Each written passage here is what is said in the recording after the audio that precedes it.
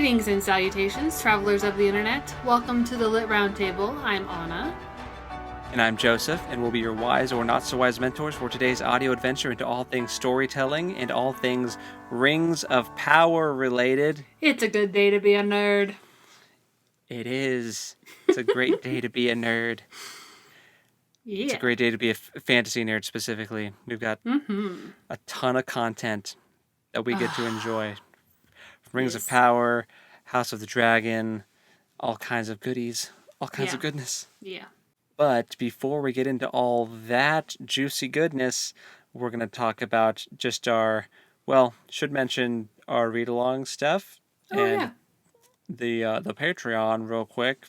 So we're reading Hall of Smoke by H.M. Long. It's really good so far.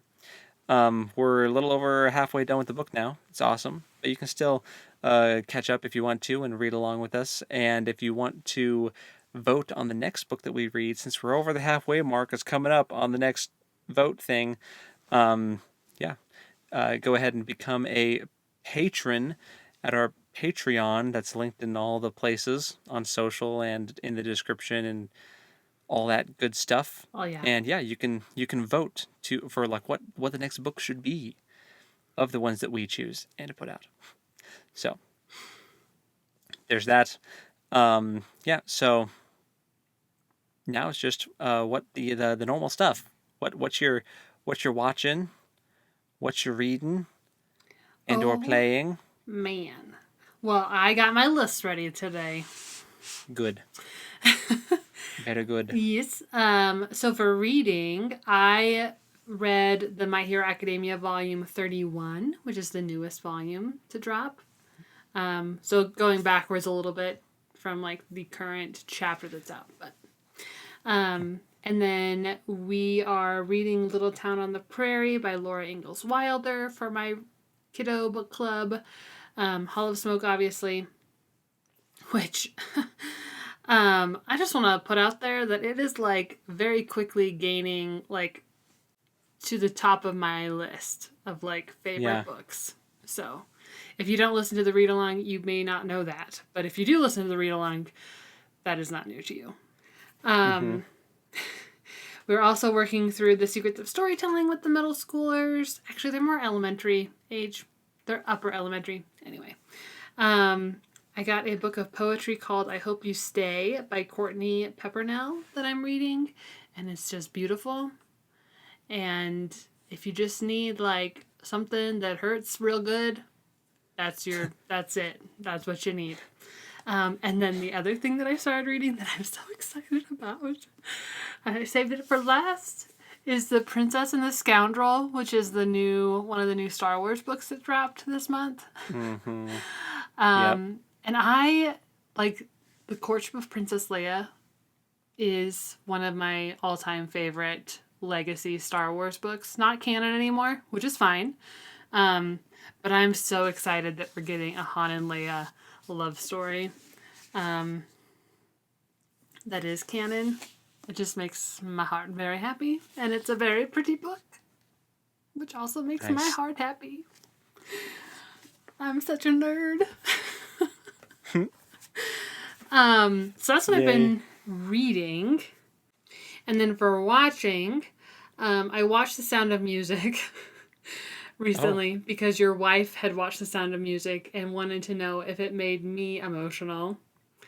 And it definitely does. So that was fun. It's a great musical. We should do an episode about musicals sometime. Also watching the Toilet-Bound Hanako-kun. Did I say that right? Yeah. On Crunchyroll. It's our anime night show. Critical Role Campaign 2, which I didn't look up the episode number for. So I'm on episode 86 of Campaign 2. So I am getting there. Making progress. And I'm also still listening to the latest episode of Campaign 3, which I just want to talk about what happened last Thursday briefly, because you have way more of a thing to say about what happened last Thursday, but I have my own little thing. I'm not caught up on this most recent episode. No. I'm only... It's okay. not actually about the episode at all. So, last Thursday of the day that we're recording this. So by the time you hear it, it'll have been a couple Thursdays ago. The Thursday that the Ring of Power show dropped was like the day that all of my media consumption decided to pile on. Because the first 2 episodes of Ring of Powers dropped, Critical Role drops, always on Thursdays, and Good Mythical Morning was doing their special Good Mythical Evening on that day, which I had a paid ticket for. I doubt that we have any mythical beasts that are also listeners, but if you are, you know that Good Mythical Evening did not go according to plan, and they had major technical issues. And so I spent an hour staring at a white screen, hoping that it would come up, and it didn't. Oh, that's sad. It's been rescheduled for this Friday, which I'm very excited about. It wasn't just me. But that's also, once again, when the Ring it's of on a Power Friday now, which drops. Which is the next Rings of Power episode. And we're doing anime night that night this week, so... Can't win. Anyway, my stuff was like just all butting up against each other, and so I'd already like decided that I just wasn't going to watch Critical Role when it aired. But I did manage to watch both episodes of Ring of Power then that night because. I'm just gonna give it is Rings of Power. Sorry, Rings. The one Ring of Power. Rings of Power. There's an S. There is an S. Thank you. But yes. So anyway, that was my goofy Thursday shenanigans. That was not super fun. You had your own Thursday shenanigans, and I will let you decide if you want to share that or not. But, okay. I've also officially started watching The House of the Dragon. I'm all caught up on that. I have thoughts about that. And maybe we'll get into that a little bit in the bulk of this week's episode. I know that we're mostly talking about Rings of Power, but we may have time to just sprinkle in some House of the Dragon. We'll see. Do some little rabbit trails, you know? Yeah.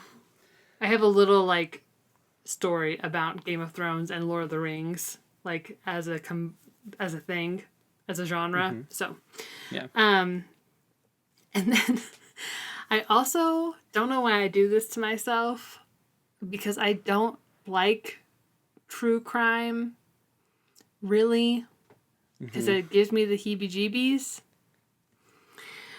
But I watched 2 documentaries. Why do you hate yourself? Docuseries. The first one is called The Keepers, and it's about a nun that was murdered in Baltimore. Okay. And is it unsolved? Is it unsolved or something? Or I mean, it seems pretty obvious who did it, but technically unsolved. And then the other one that I watched is called The Staircase, which is about Michael Peterson and his wife who died allegedly falling down the staircase. Anyway. Not exactly, not fictional. No, not at all. Stuff you wish was fiction. Like that it wasn't real. But Yeah. Well. Anyway. Is that the end of your list? Yes. Yeah. Cool. So, for me, I'll start with the playing again because I promised you a D&D story. Yeah, I'm not playing anything. I didn't say that. But tell me your D&D story. So, with the D&D thing that Sarah and Sam are undoubtedly listening to right now as I'm talking. So basically, I rolled 3 natural ones in a row. Oh, no. And the moral of the story is don't split the party. So we came across an ambush on a road where there was like a ledge on either side, and there were like dragon cultists ready to push rocks down on whoever tried to cross the road, right? Or at least that's how it was presented. And then we split up into groups of two to hit both sides and just to try to take them out. Even though we could have just said, heck with this, and just like gone around them and just, but we just decided we need to kill everything. So, we, it's partially like I would say I probably do need to like get out of the video game mindset because if this were a video game, that would have been like the course of action that you're being directed to. Sure. Kill everything. At least in most of the games that I play, take out the enemies and progress. But I'm like, oh, this is a role playing game. I can do whatever I want. If the dice cooperate, we could just go around for a little bit and avoid it altogether. But anyway, so we split up into teams of two. I was with Thrill, who is our Tabaxi bard, and he's got like a rapier and he's pretty effective with it. So, and he's way stealthier than me. I'm a cleric in armor, so I failed my stealth check. They heard me coming. Did you fail it with a natural 1? Or did that No, come that later? wasn't the natural one. The natural ones came so basically Thrill was also rolled a natural 1 on an attack while he was in a bush, so he got caught in the shrubs with two cultists attacking him. I come around the corner of the other trees and start attacking other people, and I go to approach one of the cultists that's attacking him, and I roll a natural 1 on the attack, and they're like on the ledge, right? So basically, as I'm attacking, I lose my footing and fall off the ledge. And so then I had to roll a dexterity saving throw for whether or not I stick the landing in the fall. Another natural 1. And also, these were with all different dice because I was like, well, this one's cursed. Moving on. Another 1. Well, this one's cursed. So do you have an actual dice jail or do you need one? I will need one. I don't have one, but I need one. So that's 2 natural 1s in a row, which resulted in me not helping my Tabaxi friend in any way, and also falling and taking fall damage and being prone. So my next turn, I spend half my movement standing up, get into a better position, get my crossbow out to try to shoot one of the people that's attacking Thrill, because Thrill has taken a lot of damage and is about to go down. Roll another natural 1 on my attack with my crossbow, and I hit Thrill instead. And I take Thrill down with my crossbow. No. Like unconscious? Yeah. Oh no. Yeah. But luckily, I am a cleric of the Grave Domain, and I can cast Spare the Dying as a cantrip within 30 feet. So I got to like stabilize. I could stabilize him as a bonus action, so he didn't have to make any kind of saving throws at all. So like there was no real danger of him dying. Like unless I'm the one that goes down, there's not, and I like abandon people. Like there's, I guess with me on the team, I guess there's like less chance of people actually dying since I can do that cantrip. But still, it's just really annoying that it was my crossbow bolt that did it, and it was 3 natural 1s in a row. It was just absurd. We ended up we beat him, and we beat him, and we took a long rest, and like it's fine. But it's just like, oh my gosh, this didn't even need to happen. It was totally just, and it was just a bunch of grunts too. There wasn't even anyone. It wasn't like a boss fight or anything. It was just the dice just decided to ruin our night. Our night. Oh man. The other side that Hope and Sam were on, the 2 half orcs over there were doing great. They were cleaning up. Over there. Sam was over there like cutting kobolds in half and just like wrecking the shop. And although Hope did roll, she also rolled a natural 1, I think. on an Eldritch Blast because she's a warlock, and that meant her patron wasn't happy with her, and that didn't make her feel very good. Aww. But, yeah, so that was an unnecessarily difficult fight, but it's all because of the dice rolls. There was nothing like outlandish about the actual fight, like the setup or the circumstances. It was just the dice being mean. Sure. Oh man. But we ended up winning. Ended up being okay. And it's a fun story now. Yeah.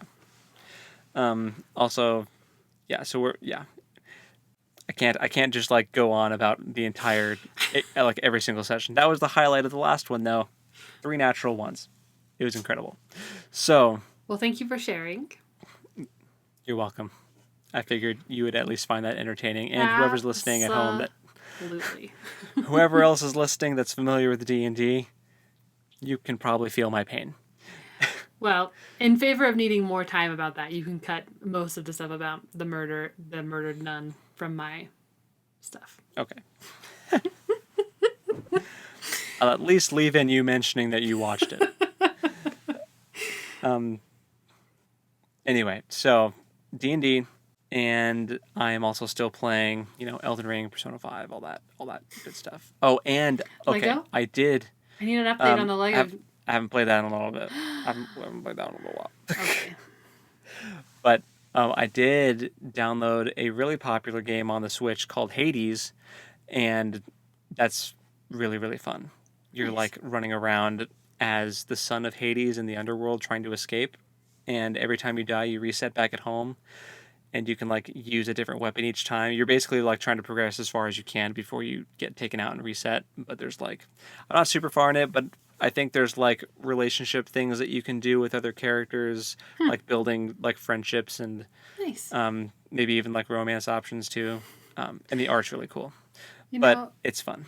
You know what's funny about you mentioning the Switch? Ever since we had our anime night last week and we talked about me maybe getting a Switch someday, and Hope saying that she's out there were games out there that I would really enjoy, TikTok has been serving me cozy fantasy Switch games. Yeah. Like just people playing them. I'm like, that does look fun. Stop. Stop it. That's the thing. Even once you buy the Switch, then you have to like buy the games for the Switch. So it's not just a $300 investment. It's a 300 plus however many games you get. Right. But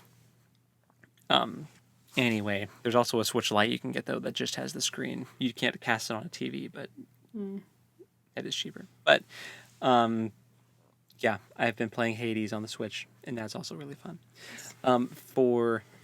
Let's see, that was playing. Goodness. I'm all backwards now. For reading, I am really far in Oathbringer. I think I'm approaching the end / climax.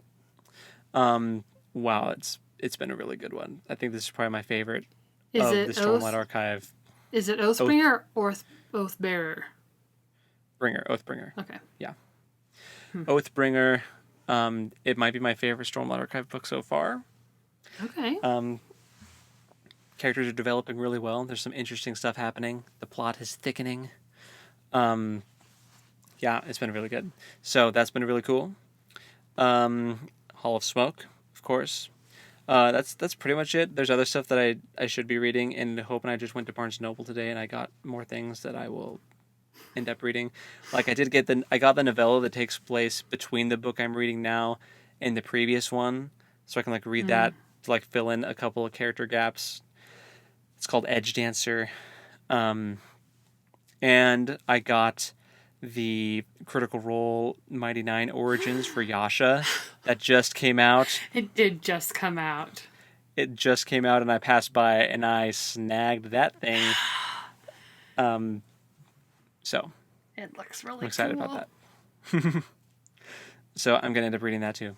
I may have to borrow that one and the Jester one while we're in Texas, just to read at night.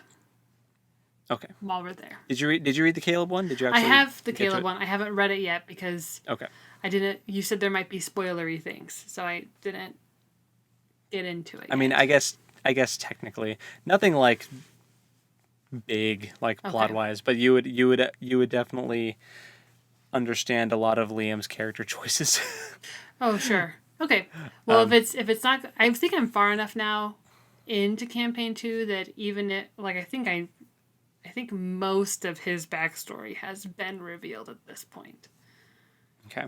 I think. Okay. Have you met Trent Ickathon? Have you? Well, we just landed literally there. Oh, Um, okay. and they're going up to his house. So, I know. It's about to get real like crazy. Ooh, you're gonna have to. I expect some texts for certain moments Okay. when that happens. Okay. One of But- my favorite Caduceus moments happens during this Ooh. whole interaction. Anyway, Okay. I don't want to spoil anymore, but Okay. yeah. So anyway, I got the Yasha origin story comic at Barnes and Noble. I will read that. And for watching, there's so much. There's Rings of Power. There's House of the Dragon. I am caught up on the She-Hulk show, which is just kind of like dumb, funny. Like it's interesting enough to keep watching, mostly because I'm intrigued because they're like actually referencing the old Hulk movie that like nobody cares about. That had a different actor as Hulk. It wasn't Mark Ruffalo, you Right. know. So I'm just like, oh, that's nice. They're actually like referencing these moments that happen. But You just reminded me of something. Speaking of other actors, when we talked about The Flash a few weeks ago, and you mentioned like something with The Flash's actor, Ezra Miller, I just want you to know that I was picturing The Flash from the TV show, who is not the same person as Ezra Miller and all the controversy around him. And so I was very confused. no, I think the CW Flash guy is like a Great. sweetheart. I don't think Yes. anybody has a problem with him. But that's who No, I it's thought the- you were it's- talking about, and It's I the was Justice League heartbroken. movie. The Justice League movie Flash. Yes. That one. The one that's also in the Fantastic Beasts movies. That's the guy that Yes. I'm talking about. So, yes, having known that, I say yes, get rid of that guy and bring in the WB's Flash to take over his CW. CW, whatever. Whatever. Yes. Letters. Letters. But the one from the TV show, The Flash, is top notch. And Yes, he's nice. He's cool. He could totally be the Flash in the movies. Anyway, Mm-hmm. that's all. I had to look it up because I saw something online about Ezra Miller, and I was like, wait a minute. That doesn't look like who I was picturing. It's not who I was picturing. Yeah. Which made me feel better.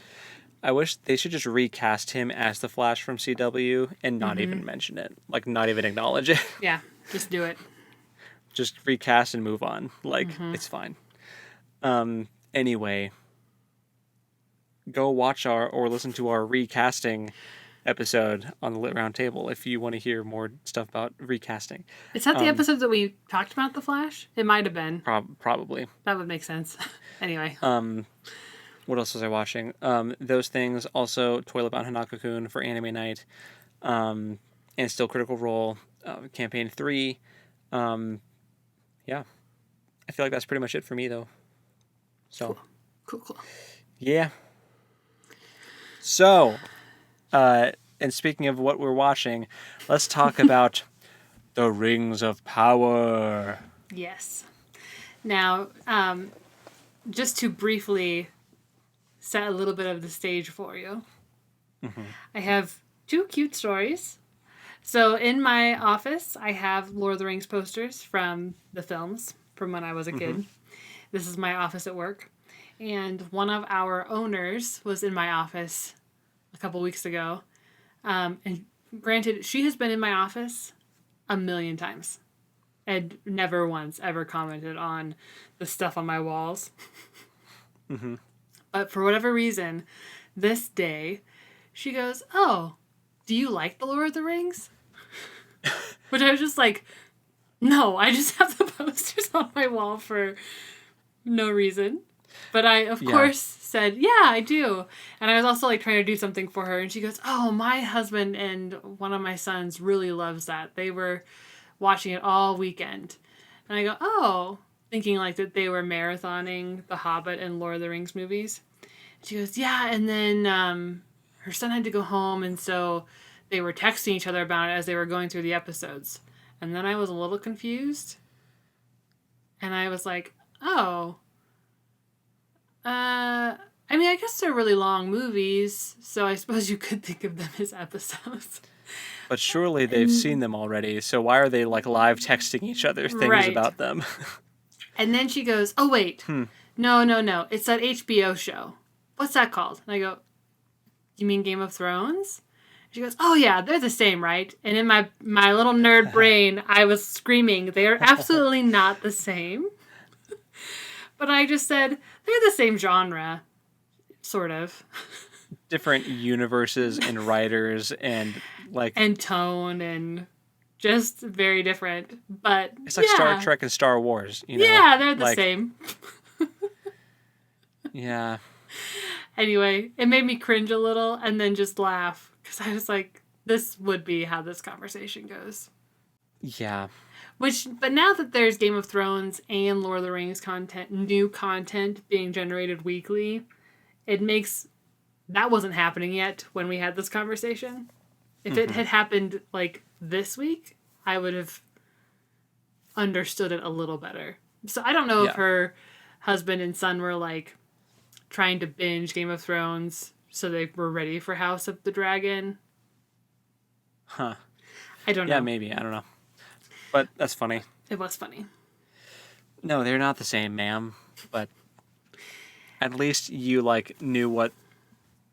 You kind of knew what you were talking about-ish. Yeah. I suppose they kind of look the same. Like, if you were to look at posters. There's swords. There's swords and, like, cloaks and Legolas kind of looks like a Targaryen. He does not. You take that back. Oh, man. And then my other, like, cute Lord of the Rings story. I have a Lord of the Rings backpack with little chibi characters on it. And I was at Barnes & Noble. And the lady that I was checking out with, she was like, oh my gosh, I love your backpack. I was like, thanks. And she goes, are you excited for the Rings of Power? And I was like, am I excited? I'm so excited. And we just had a nice little like fangirly moment. And it was lovely. Mm-hmm. And it's such a good time to be a nerd. I just like am loving that. Mm-hmm. A lot. Yeah. Yeah. We're getting drowned in content now. Yes. The drought is over. The drought is over. So, for actual content of the first 2 episodes, we have the first 2 episodes now. So, if you have not watched The Rings of Power, well, I guess we can both give just like brief, like overall reactions without spoilers, and then we'll dive into like talking about spoilers. Okay. So, what is your gut reaction without spoilers for the first 2 episodes of Rings of Power? I love how diverse it is and how they're giving female characters the opportunity to be lead roles. And it's beautiful and the music is great and it just makes me very happy. Yeah. That's my gut reaction. Awesome. So my gut reaction is a positive one. I thought they did, like you said about the music. The music's incredible. It's beautiful. It's a gorgeous show with the special effects and all of that, which you'd expect it to be given the budget that the show was, you know? Yeah, but we also had the Hobbit movies that were also high budget, and the FX were... Yeah. So... Visual effects have been really on point. I thought it was respectful of the lore, even though, like, you know, there are some things that are changed. They're having to kind of squish the timelines together a bit and, like, mix things up because the Second Age is like, a time frame of, like, thousands and thousands of years. So they have to kind of mush some things together plot-wise. They're also willing to cut travel time. Which, like, is nice. I know in The Lord of the Rings, the travel is, like, half of the story, so you can't cut it. Right. We're not... So, cutting out travel time, yeah, that's definitely something that Fair. That's fair. Like the only times you keep the travel in is like when it's part of the plot, like the Fellowship traveling to, right. you know. No, for sure. And like I think that Peter Jackson did a great job of like including the walking and having it be interesting. But it's nice to not have to watch all of the walking. And how do you keep it interesting? With sweeping landscape shots, which we also got. So there's, again, with like the beauty, and that's in the trailers. You can see the landscape shots in the trailers. So like it's not really a spoiler. But yeah, it's beautiful. And I thought it was respectful of the lore. I know some people were probably going to disagree with that, but I think that they are. You can tell that they care, judging by what we've seen. There are some controversial takes on some things that people haven't liked, but I think that overall they do have a love for Tolkien's work, and they're doing their best. And that's all that I can really ask for. So, and I really enjoyed the first 2 episodes. Maybe, and I guess now, so we can talk more like spoilery stuff now. So if you haven't watched the first 2 episodes, go watch them and then come back, because we're gonna spoil the crap out of it. Yeah. So for the show, as far as like what we actually saw, the opening shot of like young Galadriel with like the baby elves was adorable, because we've never seen a baby elf. It's true. In the Tolkien cinematic universe, we've never seen a baby elf. They've all been full-grown adult. You know what I kind of loved was how annoying some of those kids were. Like the baby elves were not like born like super pragmatic, angelic creatures. They were little turds. Yep. Little bullies. Sure were. Which like makes sense, because while the elves that we see in the Lord of the Rings seem to have themselves pretty well pulled together, you know more than I do that the Silmarillion elves are kind of a hot mess. So. Oh yeah, they're problematic. Yeah. For sure. And a lot of the problematic decisions that were made in Valinor. So, but and going back to like the respect of the lore, we saw so much cool stuff in that first opening scene immediately after those snot-nosed elf kids tried to sink her paper boat in the river. Like, we saw the 2 trees of Valinor on the screen. We actually saw the trees, which is amazing. It really is. We saw the trees getting killed by creepy darkness, which we know is actually like Ungoliant and Melkor / Morgoth, but they just said it was Morgoth. Fair. I don't think they can mention her. They probably don't have the rights for her. I think she technically is mentioned in the appendices, but I don't know. Yeah, it's hard to know how much of that they're actually allowed to touch without getting involved. They can save that for like a later reveal if they want to like dive into that, but this isn't a first stage show. It was just to set the stage, and to set the stage of like Morgoth having been the main villain and Sauron being one of his lieutenants who is reemerging. But getting to see the 2 trees was incredible. We saw a glimpse of the Oath of Feanor when they're all like pulling out their swords and holding them up, and they're like vowing to go across the sea and wage war on Morgoth. We saw ships sailing. We saw the War of Wrath. We saw some glimpses, if not the War of Wrath, some other fights. Technically, I don't think Finrod would have been at the War of Wrath, but it could have been any number of other battles that we saw him in. Finrod being her brother. Her brother, yeah, Finrod. And we saw Finrod. We did. Galadriel's brother. She okay, has so question for one. You. Right, she has several brothers.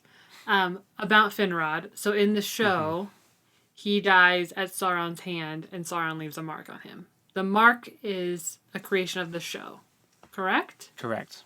Yeah. Okay. Did he die by Sauron's hand? Canonically? Yes, I believe so. If not, well, kind of. So he has a rap battle with Sauron. Wait. I'm not even joking. Okay. Okay, basically, to find out what happens to Finrod, if you read Beren and Luthien, you'll find out. Okay. So basically, Finrod tries to help Spring. He tries to help Luthien and Huan, like Spring Beren out of a prison that Sauron has. If I'm remembering this right, please don't crucify me if you're a huge Tolkien fan and I'm getting this wrong. It ends with like Finrod trying to fight to release these people from jail, and Finrod, instead of having like a martial contest with Sauron, they end up having a battle of song. And Huh. Finrod is like beloved by men. Like humans really like Finrod. There is like number one fans. Um, he was like one of the. I think he was the first elf to interact with humans. Hmm. Like he found humans before the other elves did. Like when they started wandering around. Anyway, it's a deep cut. But basically, he loses, I believe, and Sauron throws Finrod in jail, and Finrod somehow, I'll need to reread this story to brush up, but somehow he ends up uh, basically getting killed by werewolves in the jail. I think trying to cover Oh. for the escape of Beren and Luthien. So like he does, and you can see like his body has what look like scratch marks on him. So Mm-hmm. it kind of looks like he looks like he might have gotten mauled by some werewolves. But also Sauron can turn in. He's a shapeshifter at that point who can turn into a werewolf, and he does in that story. Um, so maybe Sauron turned into a werewolf and attacked him too. I'll have to reread it to brush up. But like, so kind of yes and kind of no. The So this show would is vague. be. The show is vague enough though, where you can kind of fill that in. Yeah, I was just gonna say this is kind of where they're letting your imagination fill in what may just that he fell. I assumed in a battle, because I also Mhm. assumed based on the way they were talking that Beren and Luthien had already perished. By that time, I believe so. Yeah, yeah, Well, they would have. also time is funny with the elves, as we see Mm, with Elrond and Durin. yeah, Um, yeah. But we got to see Finrod, mm-hmm, who I love me some Finrod. Finrod Felagund. He's a great lad. mm-hmm. We got to see like that flashback of uh the War of Wrath slash whatever battle that was kind of funny to me seeing an eagle get absolutely owned. Did you see Yeah, that when you watched it? Like, yeah, I did. well, I think I might have like snickered when that came up because it just kind of put to rest all the like why didn't they fly the eagles to Mordor? Well, did you just see that fell beast rock that eagle's world and like shove him through a fiery volcano? Like Yeah. that's why they didn't fly the eagles to Mordor. Well, and also the Eagles know about that, so they're like, Yeah. no, Um we're gonna do our own thing. like we Sorry. got to see the eagles actually struggle in a Mm-hmm. battle. But that whole sequence was just like breathtaking and We did scary. also see Ents, or was that later? Yeah, There's that definitely was later. Ents. It was like the very end of the first episode. We saw a shot with Ents in it, and I screamed. I was so giddy. Yeah. Um, yeah. Uh, we saw like Galadriel is on this mission since Finrod is dead to find Sauron and take him out. That's Mm-hmm. basically she's like trying to John Wick Sauron right now, and Yeah. she's like hunting him down and trying to find where he is, and they end up in the Forodwaith, which is like this icy wasteland in the north that nothing lives in, and they enter into this evil stronghold, which they didn't say what it was, but it has to be Autumno, which was like the original stronghold of Morgoth before even Angband, Hmm. in like the Silmarillion. So like that's what has to be that. There's like no other explanation. So we got to see Autumno, the original Dark Fortress, with the from the original Dark Lord. Um, the Sauron symbol is weird. It kind of looks like his eye, but different. You know, like it kind of looks like the Eye of Sauron. Like maybe it's just like it'll eventually become the Eye of Sauron. Yeah, I was at first a little befuddled why they decided to go with something that wasn't clearly the Eye of Sauron, but then Sauron's not an eye yet. Yeah, Not that Sauron ever technically in the canonically books. becomes an actual eyeball above a tower. Yeah, but that was his symbol still But in that was like still his the red symbol. eye. Yeah, So, I don't know if they just haven't, if it's not that yet because he hasn't committed to that imagery yet. I he's don't know. committed to the bit. Yeah, I don't know. Maybe, but yeah, and like you said about like female characters, like seeing Galadriel, like she's actually been kind of controversial, but I mean, we all kind of expected that, like, unfortunately. But it's like some people think that she hasn't been like respected enough. Like she's kind of like this rogue elf right now, even though she's older than Gil-galad, the High King, and should have like as much, if not more, authority than him. You She know. is. That's funny. Anyway, yeah, what were we gonna say? Oh, I was just gonna. She's being like some of the dude bros of Tolkien. Mm-hmm. That's how I'm going to refer to them. Yeah, With neckbeards. with a yeah. They have been accusing Galadriel of being like a Mary Sue character because she can do anything, and that just bugs the crap out of me because Every female character to them is a Mary Sue. right, because she Like, can do anything, and I'm like all of your male leads in all of your favorite stories are the exact same way, and so could also Aragorn. exactly. Well, so could Luke and it's the same thing with Luke and Rey, right? Like the way they criticized Rey is not congruent with how they therefore should have criticized Luke and they didn't in Star Wars. Yeah. So like they're doing the same thing here. But also Galadriel does have the like age and reputation to be a totally competent fighter and to be in these positions of talking to high power figures in her She's like world. a force of nature. I mean, She is. well, once she has like a royal lineage, like descended Right. from some of the main like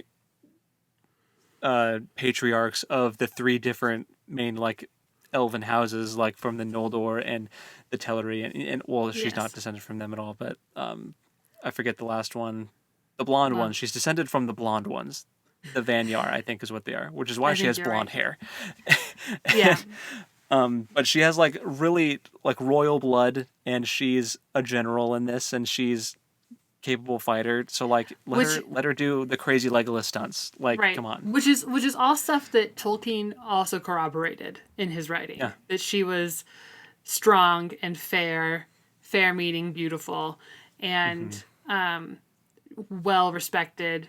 And like even in Return of the King, she's off dealing with her own insurgents and wiping Yeah. the floor with them. So like this is not unfounded, and it just drives me crazy. I am curious. I think she's going to definitely have a character arc because I mean she's very different now than she is in like the Fellowship of the Ring. You know, like I think we're going to see a really interesting character arc and like some maturing happening because she does kind of act like that brash young warrior that just wants to go punch something. That is Yeah. kind of where she's at right now, but she also has had a very like militaristic life so far. Like Right. with like the wars that happened in Beleriand with like the First Age took such a long time frame, and the War of Wrath wasn't just like one fight. It was like a drawn out like tooth and nail battle that broke the continent in half. Like literally sunk half the continent. So Yeah. she's used to just punching things until they stop moving. You know? Right. Well, and I think part of it is going to be that Sauron is going to come back with way more power than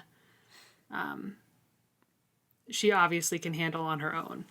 And Oh yeah. of course the actual rings of power will will play some kind of role in that, where she'll be issued Nenya, and what that looks like, I'm super excited to see. But Yeah, no, because I mean, she for sure, and so does Elrond. Elrond also has a lot of character growth to do. he does, for sure. I think those are two characters I'm really excited to watch the character development for, and for them to like really come into their roles.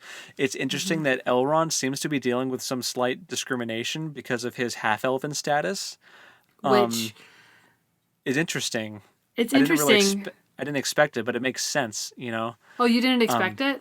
I did. No. Oh, I thought, well, he's like the kid of Arendelle who's like revered. So I thought maybe he would get some like social status bump from that, and not like ooh, like almost Harry Potter level like dirty mudblood, you know, like, you know.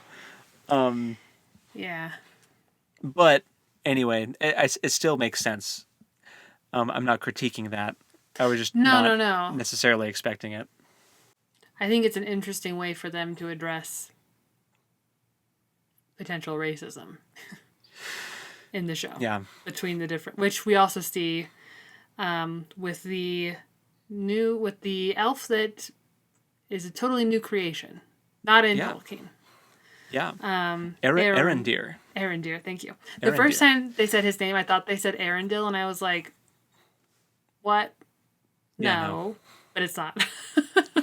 Arendelle's up in the sky. I was like, he is not supposed to be on the earth anymore.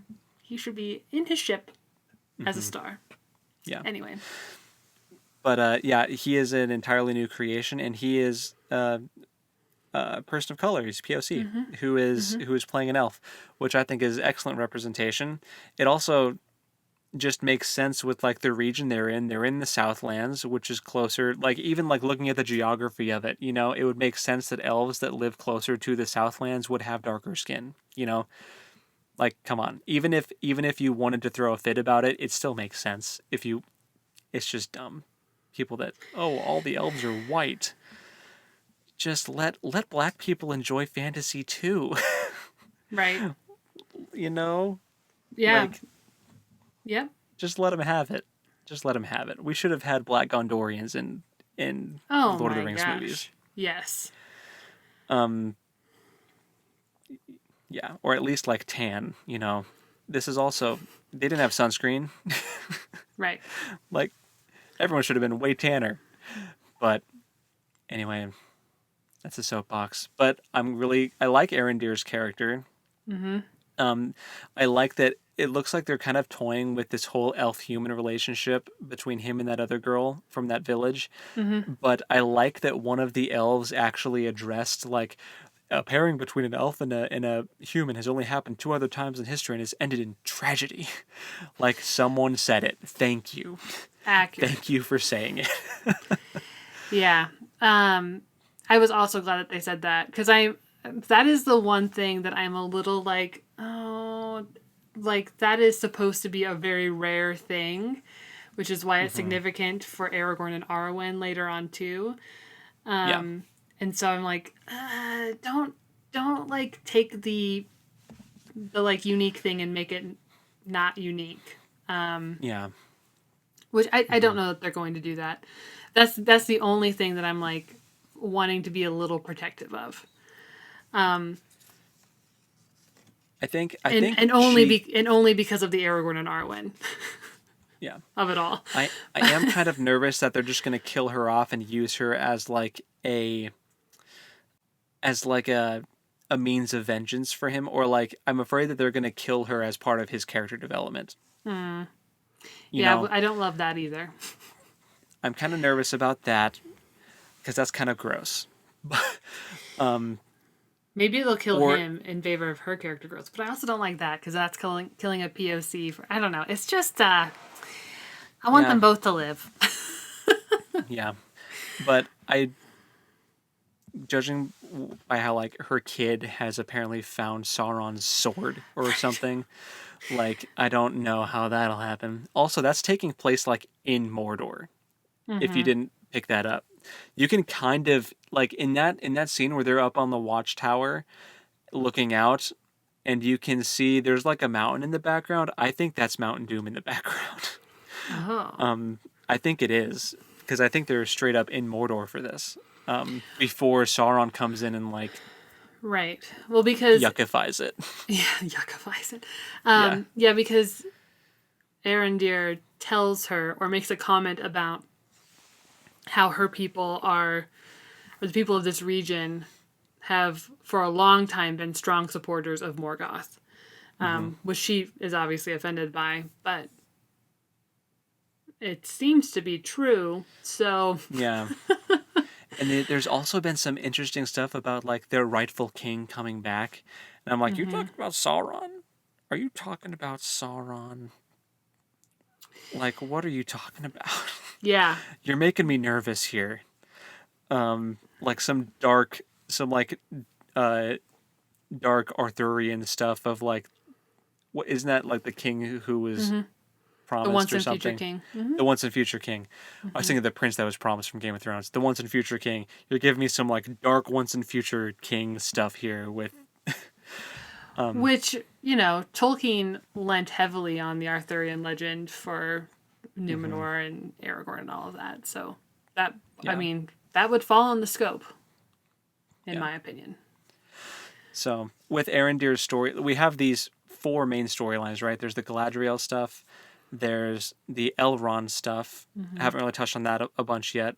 I love Elrond and Durin so much. And Disa, Durin, the dwarves are amazing in this show. I love all the dwarves. They're so good. And they walked into Khazad-dûm, and it was so beautiful. Oh, the music. Oh, and it was so vibrant and alive. They were growing gardens with mirrors that they were reflecting the light from outside. Oh, it was incredible. Which, like, I loved it. and then knowing how Moria looks later, just like, oh my gosh. Haunting. So haunting. So sad. And what was her name? Disa? Disa. Disa? And how before she says how they like sing to figure out where to dig for things. It's like some crazy dwarf echolocation thing apparently. But also, and she says that it also tells you where not to dig. So I'm like, ooh, there's going to be some contention there because they've just found Mithril. And she's gonna be telling them like not to dig, and they're gonna dig anyway, and they're gonna let loose Durin's Bane, the Balrog, and it's gonna be that's totally gonna be a plot point. You're so right. That's I hadn't even thought of that. There was a Balrog in the trailer for this show. It's happening. You're like right. they're gonna dig too greedily and too deep and let the Balrog loose. And but when you're hurt. thinking about Gimli talking to the hobbits in the Fellowship of the Ring, and he's like, oh, the courtesy of the dwarves, and like, Khazad-dûm, Moria, it's this beautiful place, and then you walk in and it's like, it's a tomb. Horrendous. and like, and he's so aghast, and like, that's the only version of Moria that we have ever known, so it's like not as shell-shocking, but now, having seen it so abundant. Oh my gosh. Yeah, it was gorgeous. That was one of my favorite visually that was one of my favorite parts of the show. Seeing Khazad-dûm and Moria and all that. Let's see. And also hearing the dwarves chant Khazad-dûm was like it's so dumb but so cool. It was like football players chanting like their team name. It was so good. Yeah, the Elrond stuff I love especially with Durin, and I love Elrond and Durin's relationship. I didn't pick up at first because I was distracted by everything else happening that night. That Elrond kept referring to Durin as his good friend, to Celebrimbor. And like I wasn't picking up that like that's why there was tension there. I thought like he was just like presuming to like be buddies with Durin. Until no, they were actually buds. They were actually buds until like they're on that elevator thing. And he's like, why are you mad at me? And he's like, you didn't come to my wedding or the birth of my kid. And it's just such a moment of like realizing how different time is for elves versus the free peoples of Middle Earth, right? Yeah. Like, Because Elrond is genuinely confused. Like, they didn't talk for 20 years. And he's like, why are you mad, bro? No big deal. We're buds. And Durin's like, it's been a long time, man. You can't just show up here like everything's cool. Mm-hmm. Yeah. Yeah. Elves be that way, though. It's true. They do. So yeah, the Elrond and Durin stuff, I'm really interested in that plot line. And Celebrimbor was also a really cool, like, his energy is very interesting, like this elven inventor, and he wants to, like, make this forge. And I'm just like, see, me knowing the things that I know, I'm like, Sauron is already back, and he is already whispering in your ear. We just haven't seen him yet, because you want to forge the Rings of Power. Like, that's what you're doing. So Sauron is totally whispering in your ear right now. We just haven't seen the character yet. I'm super sure that that's the case. Well, anyway, and Sauron has to be in, like, his beautiful form, right? Like, that's how he's basically impersonating an elf. That's So maybe we have seen him in the lore. In the lore, he goes by Anatar, the gift giver, or something like that. And he, like, shows up out of nowhere and tricks the elves into thinking he has, like, special knowledge from the Valar across the sea to help them fight against the darkness, and then he bamboozles them all with the double cross. So there's Elrond stuff. There's the Arondir stuff that's happening in the Southlands. Also, quick shout out for the prosthetics department with that orc. That was that was the hardest orc to kill ever. Because it was just a mom and her boy trying to kill this orc with household items, which felt so frantic and desperate. And it was interesting to see an orc that was an actual threat to people and not just cannon fodder for the main characters. Yeah. And it was scary. It was so scary. Super scary.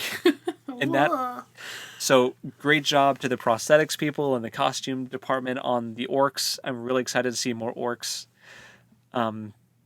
They're real gross and real creepy. And we haven't even talked, we can end on this because it's already getting a little long.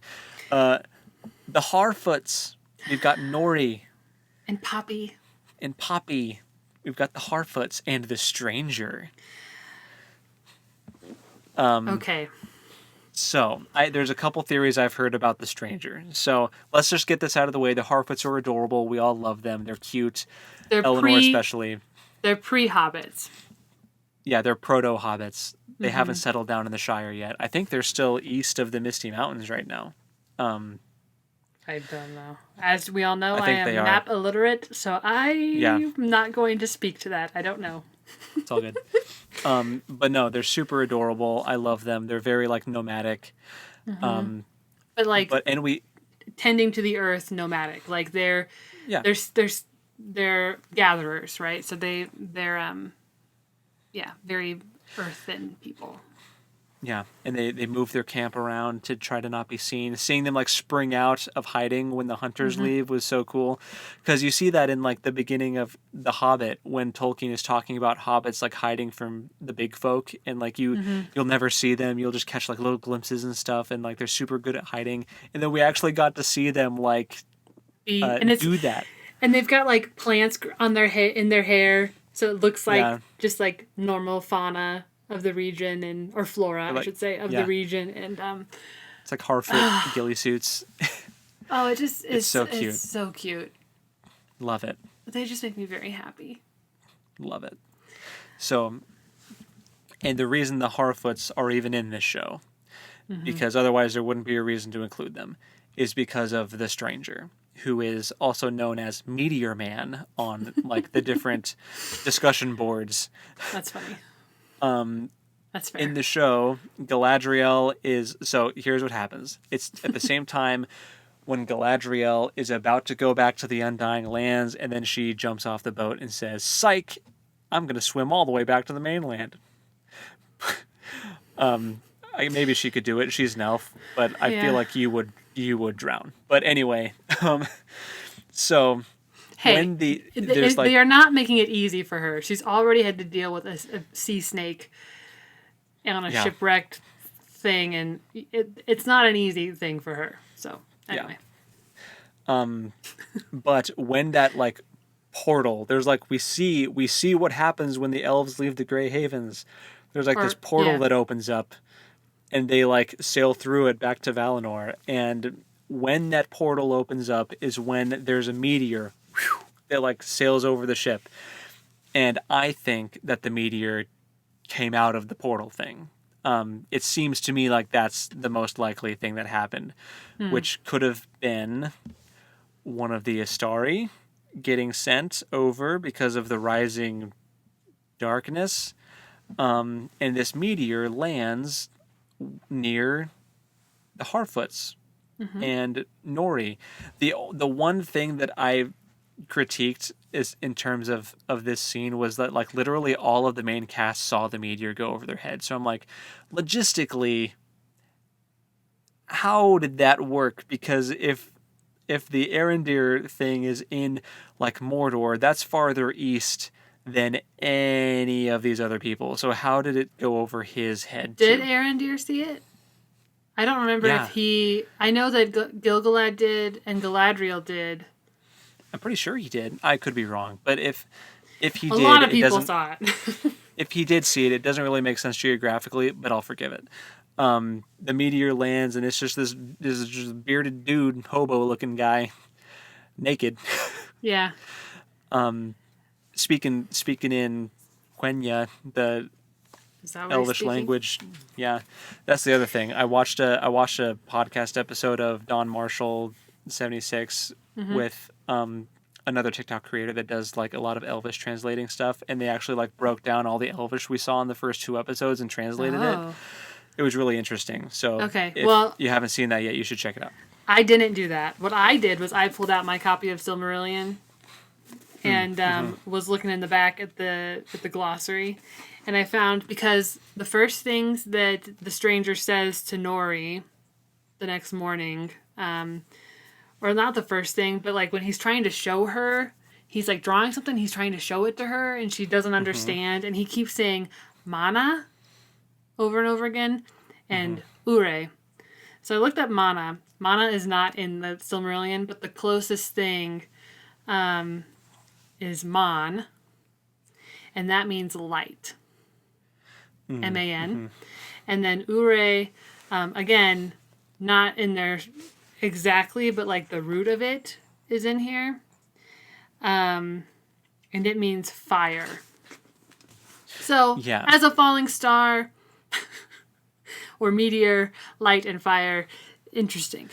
Maybe if you're a servant of the secret fire and a wielder of the flame of Arnor. Okay, so he's not those things yet, for the record, but because the secret flame of Arnor is the ring he wears. Well, that's the ring of fire. Yeah, I forget what it's called.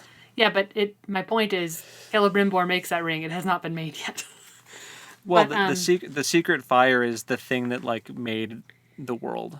But he's not a wielder of that until he has the ring. I don't know. I'm just saying.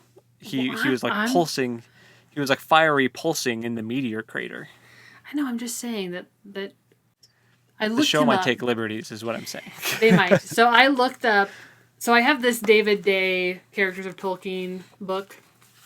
Because I was like, is he trying to say Manwe or Ule? And it's like having a hard time. Because those would be, Valor that he could mention. So he was originally called Olorin. So we should look for that name in the future. The second he refers to himself as Olorin, it's Gandalf. Right. And he served both Lorien, the Master of Dreams, and Nienna, yeah. The Weeper, and he was acknowledged as the wisest of the Maiar race. And he especially loves elves. And he especially loves hobbits. Yeah. Yeah, so he's not supposed to show up yet, though. So, again... Because that's supposed to be after the first millennia of the Third Age, and we're in the Second Age.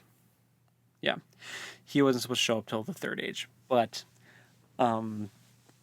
again, with them kind of squishing timeline stuff together, like... I'm leery, but okay. I'm I pretty sure in mean, my prediction, in our prediction video, I was like, I don't want to see Gandalf, but I think I said the same thing. I think it is, and I think it'll be okay though. I can live with it if it's Gandalf, or if it's one of the other Astari, like one of the blue wizards. If it's Alatar or Palando, that would be interesting because we've never met them. So it could be that. I saw a theory online that it was actually Sauron, because he shows I've up heard that. in a flaming eye, and right before Nori like goes up to him, Galadriel has the line of like, "Evil makes the fire cold," and then Nori doesn't get burned while she's like in this meteor area. So and when you're looking at that sequence of scenes, like the tension that Galadriel's feeling, the veil opens, and the music shifts from being very like ethereal to, menacing. And so there's also like theories that the veil is actually a trick and it's not actually going to Valinor, it's going somewhere else to corrupt the elves for Sauron, which I think is not. I think what was happening in that scene was that Galadriel was feeling that there was still darkness in Middle-earth and she couldn't leave knowing that was still present. I think that's what the intention was behind the music shifting. It wasn't that Valinor was evil, it's that evil was behind her and she needed to deal with it. But like the combination of those things had some people thinking that it was Sauron. But if, like you said about Celebrimbor, already thinking about forging the rings and needing the forge and already having that like whisper of Sauron in the back of his mind, it doesn't make sense for it to be Sauron. Yeah. Because he's already there. I don't think it's Sauron. I think that it's got to be one of the Astari, if not Gandalf himself. Hope also claimed that she saw him carve the Gandalf rune into the ground. He did. Okay, I missed it, so he might. Yeah. He was carving a lot of runes, but one of them looked very similar to the Gandalf rune. Maybe not exactly, but very close. Yeah. Yeah. Very similar to what Peter Jackson has them do in The Hobbit, like that variation of the Gandalf rune. So I think, personally, it is my belief that it's Gandalf.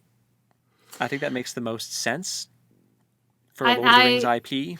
Yes, and I think that they're also alluding to that with the way that he shouts and like becomes bigger and like the things around him creak and like respond, because he does it in the Hobbit hole in Bag End. And there's like a scene, and the only reason I think that this is evidence is because they did this with Galadriel, where they cut to a really close up of her, just her eyes and like the bridge of her nose, very Kate Blanchett-esque. So they're hearkening back to familiar images that Lord of the Rings lovers are already super fond of. And there's a shot where Nori is trying to hand him a snail to eat, and he like reaches out, and the gray of the blanket that she's given him is draping over his hand the same way that Gandalf's robes drape over his hand in the Fellowship of the Ring. Yeah. And when he's whispering to the fireflies, it's very reminiscent of when he talks to the moth in the Fellowship of the Ring. Unfortunate that all the fireflies died. I'm hoping that's just a coincidence.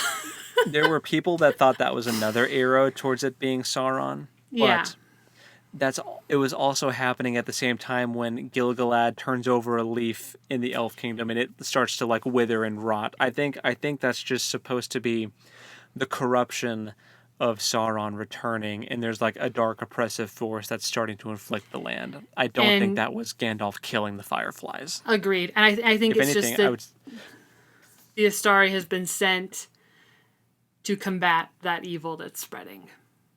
Yeah. And really, if you want to dig deeper into the fireflies dying and try to find a reason to explain it away, because that bothers people, they're like, well, then why'd the fireflies die? Could be like maybe Sauron senses that one of these angelic beings is here and he's trying to do some hocus pocus stuff with the bugs, so he's like, I'm gonna kill the bugs.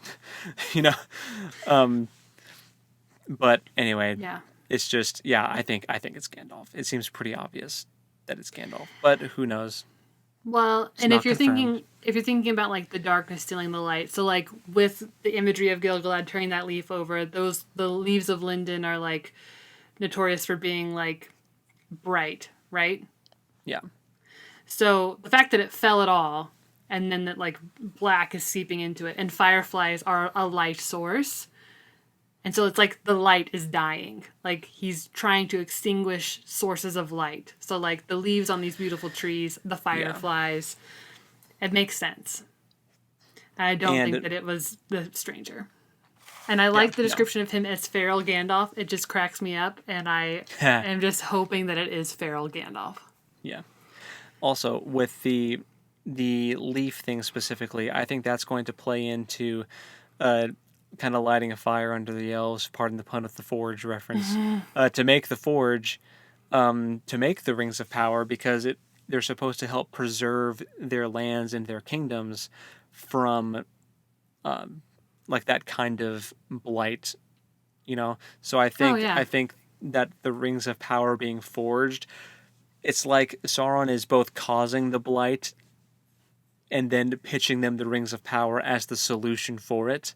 And then when they do it, he's going to have the gotcha moment with the one ring, and try to ensnare them all as subjects. But that's in the future stuff. Sorry if that's like, well, spoiler, but the content's been out there for a long time. So yeah, I mean, and we're speculating on how they'll do it, but I mean, that is essentially what not Gandalf, sorry. That is essentially what Sauron's whole pitch was with the rings. Yeah, which ends up leading to the war between Sauron and the elves and the Battle of the Last Alliance in the prologue of Fellowship of the Ring. Yeah. So that's where we're at. Which Gil-galad is also in, right? Yeah, and the actors look really similar. Have you seen side by side? Yeah, they look really similar to each other. So they did really good casting on Gil-galad. Yeah. You can make fun of me, but when they were like, "Oh, the High Lord," and I was like, "Who is the High Elf right now?" Like had no idea. I was like, "Who is that? Why? Who would that be?" And it took me forever to figure out that it was Gil-galad, and then I was like, "Oh my gosh, you're a bad Tolkien fan." It's all good. It's all good, man. Yeah. Him, you could probably identify him and be like, "Oh, I think that's Gil-galad." Elrond was a little tougher just because Hugo Weaving has such a distinctive face. He does. And he's also, it's funny because Hugo Weaving is so much older than Cate Blanchett. So he already which he's half human or he's half elven, so maybe he does age more than like full blood elves. I don't know. But like he's younger than Galadriel. Right? Yeah, very much so. Very much so, by a lot. We should briefly talk about the Galadriel and Elrond relationship here. I don't like how they keep trying to ship all these randos with Galadriel. I know, and maybe that's not what they're doing. I did see a fan video of like Galadriel touching Aragorn's face, and how like she caresses people's face all the time. Okay, fair. But also, like, Aragorn is a human. And her future in love with her granddaughter. Like, she's a very, like, maternal figure for Aragorn. And I don't think that she, at this point, is being portrayed as a maternal figure for Elrond. We know that she becomes that because he ends up marrying her daughter. But I'm like, can we just, like... We need to make sure that they're like solidly like just buds. Just buds. Same with this random dude on the raft that she's with now. Yes. Like, you need to friend zone the crap out of him real quick. No. Like. Yeah. Yep. Yeah, agreed, 100%. Because she belongs with Celeborn only. Yes. Ride or die, Celeborn. Mm-hmm. Yeah. Yeah, you know what? Are we going to see Celeborn? Because that would be lovely. When does she meet Celeborn? I have no idea. I think, well, okay, canonically they should already be together in the show. But okay. I'm pretty sure they met in Beleriand in Doriath, I think. So they should already be married now. But maybe they're going to save that for later. She'll have her bad boy phase with this random dude, and then... It's random human. and then Celeborn will sweep her off her feet. You know, weird. Anyway, so there's a lot going on in the Rings of Power, but I think the future is bright. I think that I'm excited to see where they take it. Still, it's faithful to like the heart of Tolkien, even if they do make some changes plot wise. I think the heart is still there, especially in all of the scenes with the Harfoots and the dwarves and all that. The elves are okay too, I suppose, but it's very true. I think to the spirit of Tolkien. So I'm excited to see where it goes. Yeah, I totally agree. And after watching and getting caught up on the House of the Dragon to then switch to watching Rings of Power, it's so refreshing. Yeah, it's very refreshing. Like, it's still dark, but it's not like grimy. It doesn't make you feel icky. Right. And the bad guys, yeah. I mean, Game of Thrones is just very graphic. It's a good show. I do enjoy House of the Dragon, but they're just very different. And Game of Thrones, I'll leave Game of Thrones feeling like, wow, that was so cool, but ooh, that was gross in that one scene.